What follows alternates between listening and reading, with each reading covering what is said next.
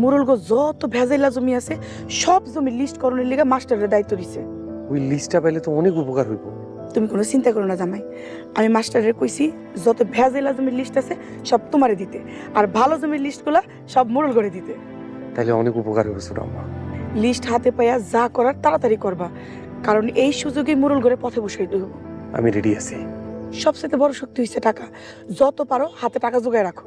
সাদেকের জমিটা আজকে বিক্রি হওয়ার কথা, হইলে হাতে অনেক টাকা আইব। কোনো সমস্যা নাই, তুমি কোনো চিন্তা করো না, মাস্টার তোমার লগে দেখা করবো। আমি তাহলে এখন যাই। ঠিক আছে, আসসালামু আলাইকুম।